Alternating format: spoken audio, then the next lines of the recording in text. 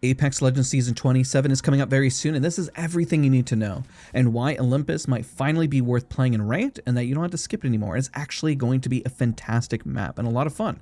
Now, I don't have early access footage, but we do have screenshots provided by EA, and shout out to EA and Respawn, EA Creator Network, for hooking us up with a dev conversation, as well as the assets and everything, and all the details. It's not the longest video, but I will add as much as I have learned and share it here, and when we do get to play, then I'm going to have all the buffs and nerf showcased, and how all this is going to work, because it's a lot. So let's start with the map, because I think this is honestly the star of the season.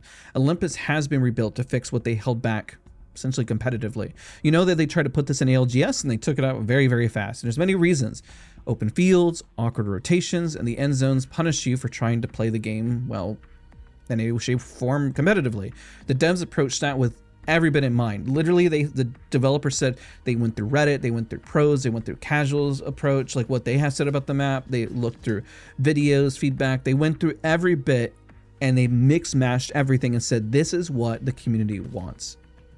So real quick, let's talk about some lore. Olympus that kept phasing in and out, I guess essentially back in season 20, it crashed on Pagos and Horizon helped restore it, which is kind of all the snippets that you've been seeing about Horizon, and the Syndicate raised it back into the sky. Now they're fighting on Olympus, well, I guess alternate one, while Olympus Prime is under scrutiny. So that's pretty cool that they're adding a lot more lore, and you're going to see it in the map. Like, here's an example.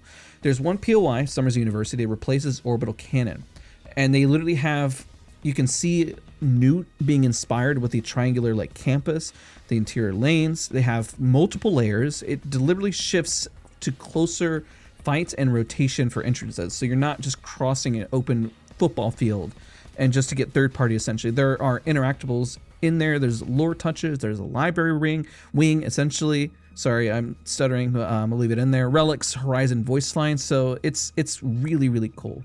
Now, another crazy thing, they moved Elysium behind the university to juice the drop rate, or just make this a lot more popular. Yeah, you heard that right. Literally, they moved Elysium from the left side of the map all the way to the right. If you're chasing high kill pub lobbies, this entire section is built to be a hot zone without turning final circuits into instant wipe zones. So yeah, because it's not just going to be in the center of the map. At least there's some, and you'll see there's a lot of fun spots. Like, okay, let's give an example. Gravity Engine replaces Energy Depot. We all know everyone loved dropping Energy Depot, but I mean, now this replaces it. That old Bridge of Death to Gardens rotation is literally gone. The new center of stack is a movement lab, zip rails, horizon lifts, vertical lanes, lots of micro positioning. And yes, the lifts behave literally like a horizon queue. And they do have some minor height tuning per spot, but overall, if horizon lifts gets any balance changes, then that's how the lifts are going to act inside of them. It's really, really cool. There's updrafts as well, so you don't just fall off the map. Now, there is spots where they surgically made these placements, so you can still fall off Olympus if you really do try. But in terms of like where it's fun to play and you make a mistake, then no, they're not going to have that there. Well, for better or for worse, whatever you guys think. They added new rotation straight into Turbine via the tunnel, so expect more paths overall, less I guess we die to the stairs moments. Now, next off, Stabilizer replaces docks. The old rooftop oppression is essentially just gone. The POI is brought down, ringed with deliberate line of sight breaks, trenches, and floating multiple bridges platforms. So they got the whole feel of the map, right? It's modular and broken into pockets so multiple squads can coexist without insta-wiping. The floating Pagos rocklets connect in the outer areas. So it's really cool. It essentially keeps the feel without ruining the POI and only upgrading it. Now, Olympus overall is still largely moved around compared to old Olympus, and then we'll talk more about now Dockyards. Dockyards fills the Elysium just dead space. So all that's been reworked, that's the bottom left of the map. It mixes that Season 7 cargo shapes that we all know. Essentially, it also bumps the POI total from 21 to 22, which is great for drop rate and competitive spacing. Now, the reworks aren't full POIs. Here are the ones like Hammond Labs. Big pain point, waterfall height, there's just open fields, right? They built side hills, interior tunnels that lets you approach from undercover. They brought control mode cover into the base map, trees, crates, even the bases. I mean, you're going to see there's lots of trees everywhere. They added a balloon platform to skip the phase runner issue entirely. They expect more fair options to contest the waterfall and not just pray they're distracted. Grow towers as well. The third tower is gone. In its place, there's a long trench with structures and tunnels so the POI stops acting like a hard wall. There's also a tall balloon to bypass oppressive double high holds into gardens or clinic if both choke points are locked. Next is Rift. The vacuum effect is gone. You have to enter by choice into this. So if you've ever had the moment where you got sucked in, you're like, oh, I'm now going to the next POI, that's gone. You take a horizon lift to go up, and they added a big camp, lots of walls, a whole bunch of cover. And it's just, you could, instead of height just being dominant, you have ways to work your way up, or you have places to play. And so it's not just like an open space where you're just fishing a barrel and being screwed over. There's just a lot to play here.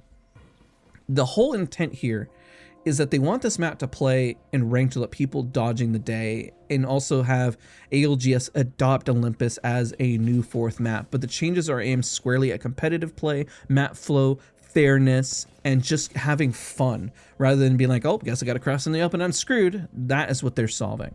Now we're going to talk about movement, and this is going to be a very, very controversial one, okay? And we're going to also talk about the Trident update.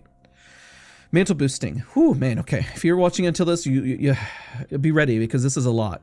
Mantle boosting essentially is replacing, you can call it replacing Superglide. Think of taking Superglide and giving every player a readable, easy forward burst as you climb off ledges. When I say readable, the design goal is accessibility. Bring this quote-unquote hidden tech that people already perform into a supportive system so everybody, anybody can literally do a Superglide. Now, there's subtle differences. You can disable this and you can still do a Superglide. The dev stance is they want more movement, and they want everyone to be able to do movement and go into the identity that Apex Legends is a movement FPS game. So essentially how this would look is that it's a minimal UI in the center of your screen, and it speeds up the closer it is that you have to press your jump or space key. For me, it's space, and you jump. Once you boost, you move forward just like a regular Superglide, quote unquote. And of course, there's two versions of this. You have a regular version and then a minimal version that is a lot more sleek. And now the UI, again, it's just a visual cue that it gives you. It lets you know if you're too early or too late. So that's one of the biggest things. I was able to kind of see this whenever they were giving a dev overview when they were running around the map. I kind of saw the prompt and I was like, okay, so that's what it looks like. And that was pretty interesting to kind of see on screen. Very minimal, and it goes by, I mean, it looks like anybody can do it. It's very, very easy. Now, the controversial part is that if you worked really hard on your Superglides, having everyone be able to do this, how do you feel about that? Also, equalizing the playing field, knowing that if somebody can Superglide, that you can now do it and that you have a window and ability to do it. How do you feel about it? Comment down below. This is a very, very big change to the game, and it's very important to kind of hear feedback on it. I'm kind of on the side personally where I believe that it's okay essentially to level the playing field, but I want it to be difficult still. So we'll kind of see. Next up, the Trident's handling gets a quality of life. They dedicated vehicle health, better collision, and the barriers have mostly been removed on Olympus, so routes and areas are opened up. Their visual cues making fighting and breaking the Trident also feel clearer. Now here are the legends that are getting buffs. Valkyrie. Essentially, Valkyrie gets modernized to feel more dangerous in motion. She has a faster jetpack recharge, more responsive speed, shorter skydive takeoff, meaning like she's faster, like she goes up in the air faster. Missile Swarm no longer boops you, ignores height checks, scans on hit, and they turn off movement passives briefly. Her upgrades can expand pattern, cut feel, and horizontal speed, and massively improves ult takeoff time. Is just, that's the goal of her, like, you know, as you do her perks. This is meant to compete with Tower's evac, so she isn't just a, I guess, like a budget version of that. And so there's an incentive to take her and use her, right? The next buff for another legend is Rampart. Amp cover evolves with your evo and becomes kinetic, more wall health as you level, speed boost, and roof on your cover. Yes, you heard that right, roofs on the cover, and upgrades that grant fast reloads. Infinite ammo behind cover and regen out of combat really incentivize the power of Rampart and holding. The intent is to turn defense into momentum, not just poke wars. So then you're pushing aggressively and having Rampart be a powerhouse. Next buff to another legend is Horizon. Horizon gains more fun factor. Gravity lift cooldown and lift speed have been buffed, so meaning that you can be using your Q a lot more. The black hole is a lot tankier, so it doesn't just get blasted out and it's easy to blow up. Also, the upgrades for crouch fast fall, glides exits, and bonus lift charges on knocks. So the goal is the master of verticality with fluid re-engage options to keep her always on the move, to give her her own identity. So that's really cool. Now here are the weapon and meta snapshot updates. Again, we'll have more patch notes, but the biggest one here is the Alternator gets a new double tap. This is a locked hop up. This version extends fire both barrels at the exact same time. It's close range, has a delete button, and it's quote unquote deliberately fun. That's kind of what they said. They expect the pick rate and win rate to rise for the Alternator as SMGs get seasonal love and marksmen are going to be budged down essentially. The Peacekeeper has been noted as being very, very strong. They did note that the nerf wasn't enough, and season 27 expect more of a significant nerf where it matters. Damage and effective range, and rollback on the minor tweaks that didn't really do much. So we'll see how this goes. I did ask a question about ARs. They had mentioned that ARs had been dominated for a long time in Apex for a majority of the game's history, meaning like the Flatline and R301. So they are still focused on close quarters and SMGs, and they toned down marksman and sniper environment to let those kind of rise up. They'll see where ARs are, but because they have been dominated for so many years, which to be fair, I was like, huh, that's interesting. I didn't really think about that, of why it's being pushed up the way it is currently. So they like where the Peacekeeper and shotguns are making momentum forward. They're just looking to find a balancing act, pretty much. Ballistics RE45 stays for the season. Still, it doesn't mean that every season they're going to make a change, so this one's sticking for now.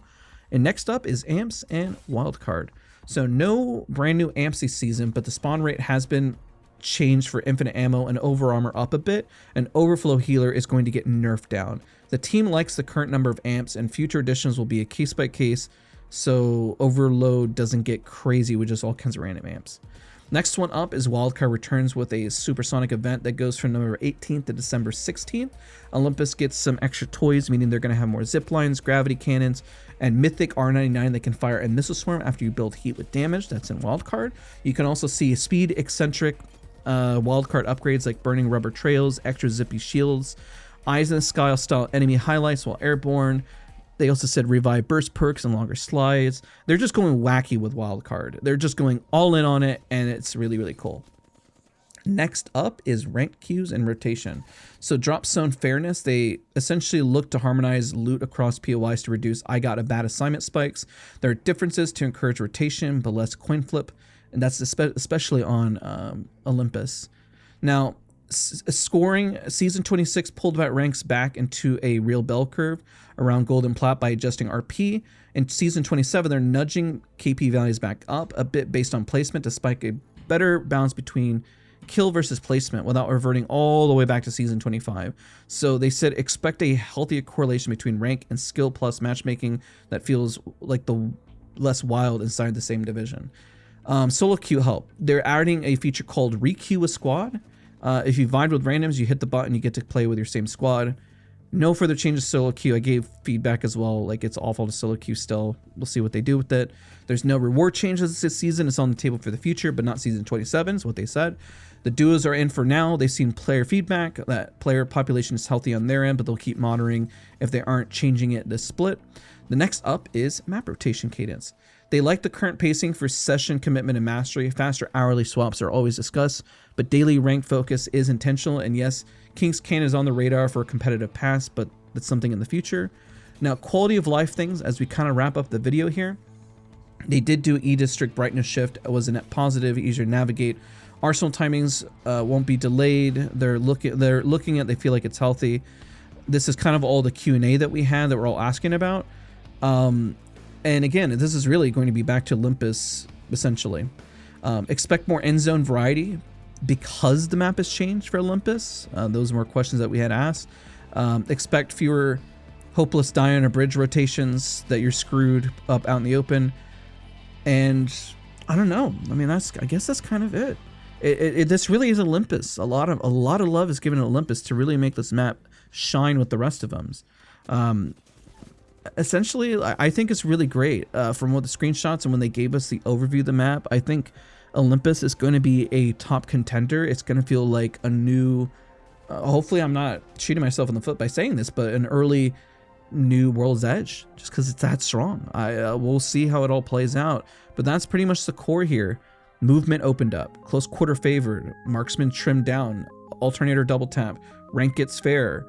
Overall, let me know what you guys think. This was a lot longer video than I thought, but yeah, thank you guys so much for watching, and I'll see you guys all in the next one. Bye, everybody.